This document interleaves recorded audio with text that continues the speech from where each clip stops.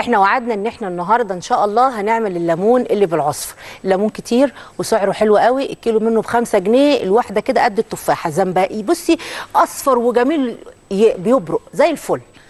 هتجيبيه وتمسكيه في ممكن ناس بتخلله ني ابو عصفر، تفلقه وتحطه ني، بس ده بياخد سوا كتير قوي، بياخد وقت طويل في السوا، يعني ممكن تاكليه بعد 2-3 شهور. عشان تاكليه بالظبط بعد 20 يوم كده ولا حاجه، او بالكتير قوي لو كتر شهر، بس مش هيعدي الشهر. تجيبي الليمون وتغسليه غسله حلوه وتحطيه في الحله وتاخديه فوره مقفول زي ما هو، مقفول زي ما هو كده اهو، تاخديه فوره. وكمان عشان لونه ما يغيرش، ما تسيبوهوش على النار يغلي عشان لونه ما يغيرش، تاخديه فوره يفضل اصفر وحلو وبرده جامد مش مهري، يفضل اهو، بصوا انا بدوس عليه اهو، برده يفضل جامد ومش مهري، هو فوره واحده.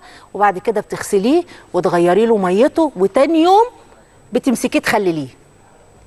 تعملي الموضوع ده قبلها بيوم وتنقعيه في الميه، وتاني يوم تسبحي بقى تنشيليه من الميه في مصفى وتبتدي تفلقيه زي ما احنا هنفلقه كده اهو، يتسلق مقفول ومش سلق كامل، نص او ربع كمان، يعني ما يبقاش جامد قوي. بصوا يعني يبقى ماسك نفسه. احنا بنعمل كده عشان خاطر يبقى سريع، ما ياخدش منك وقت. تفلقيه كده 4 زي ما احنا عاملين كده اهو، من ال4 جناب كده، عشان هيتحشي لازم يبقى ماسك نفسه. هي غلوه واحده وتروحي على طول، وما تسيبهوش في الماء السخنه، قيمه ما يغلي ياخد الغلوه ويقلب، تروحي على طول مصفياه ونقلاه في ميه ساقعه، وتاني يوم على طول تبتدي تخلليه. هنخلله ازاي بقى؟ مقاديره بقى: عصفر، العصفر ده موجود عند العطار، العصفر وحبه البركه وكوبايه ملح، دول 2 كيلو. 2 كيلو ليمون هنحشيهم، كوبايه ملح، او بالظبط الكوبايه دي بتيجي كيس من ابو 50 قرش، عشان بس ايه ما الستات ما تحترش اهو. وحبايبنا برضو بتوع الدول العربيه بالكوبايه، الكوبايه دي كوبايه ملح على ال2 كيلو، كوبايه ملح على ال2 كيلو. وادي حبه البركه، وحبه البركه حطي ايه يعني نص كوبايه، والعصفر زيها.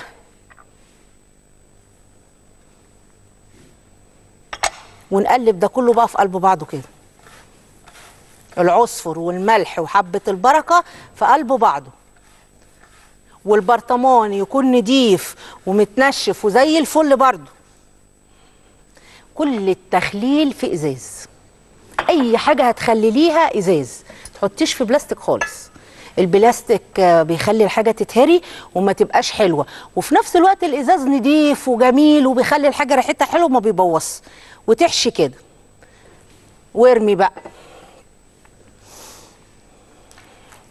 اهو. المخللات كلها في المطبخ، حطي في المطبخ، ما عندكيش مكان في المطبخ حطيهم في اي مكان، بس مش في التلاجة. الخيار بس اللي نحطه في التلاجة اهو، في اي حته حطي البرطمان في اي مكان، وبقى تحشي وترمي اهو. قالوا في المثل العدد في الليمون. الليمون ده كل سنه وانتم طيبين. في ناس حتى لو ما بتاكلش المخلل، لو هتفرقه ليها عاده لازم تخلل الحاجه في اوانها، لازم. لو حتى هتاخدها وتفرقها على جيرانها وحبايبها، بس لازم. لو هي حتى عظم في قفه، الستات الحلوه اللي هي بتحب العاده بتاعتها، ربنا ما يقطعش لحد عاده، تجيب لك كل حاجه كده وتعملها في اوانها اهو. ده مش هياخد وقت، لو عاوزه تعمليه ني اعمليه ني، بس هياخد منك وقت طويل عبال ما يستوي اهو. احنا نفضل نحشي بقى كده مع بعض. دي مقفوله. وبعدين بص الليمونه قلبها عامل ازاي، حتى الليمونه سبحانك يا رب، بصوا قلبها عليا النعم ابيض. احنا لسه بنقول القلب الابيض، ادي الليمونه اهي قلبها برضه ابيض. ربنا رزقنا بحاجات كتير قلبها ابيض اها. على طول شقلي، مش لازم ترصي، هو هيخرط على بعضه وهيبقى لونه جميل قوي زي الفل، وهيفيد منك يعني الخلطه اللي احنا عاملينها دي هيفيد منها.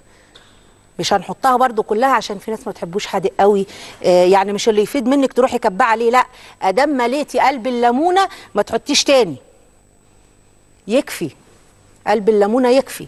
ما تجيبيش الباقي اللي فاض منك عشان تقولي لا ده بمقادير تروحي حاطاه فوقيه، لا، هو كفايه قلب الليمونه ادام اتحشى خلاص. هو هيخرط بقى اهو اهو. تقعدي بقى كده. ده الليمون ده كان زمان، كانت خالتي ومساعد ربنا يديها الصحه، وامي برضو ربنا يديها الصحه، كانت تلم البنات. ده احنا دلوقتي عاملين 2 كيلو، ده احنا كنا بنخلي الكتير قوي قوي، كنا نقعد نشققه، وكانت امي تلم العيد زي ما بنعمل كحك العيد كده، تلمنا كلنا كل عيله كده بسكينه حلوه وتقول لنا يلا يا عيال شققوا الليمون، كل سنه وانتم طيبين، ده موسم الليمون. ونقعد كلنا نتلم ونشقق ويتخزن ويتوزع على الحبايب وعلى الجيران وعلى الاهل. ربنا يا رب يديمها علينا نعمه، برضو ربنا مش هيقطع علينا عاده.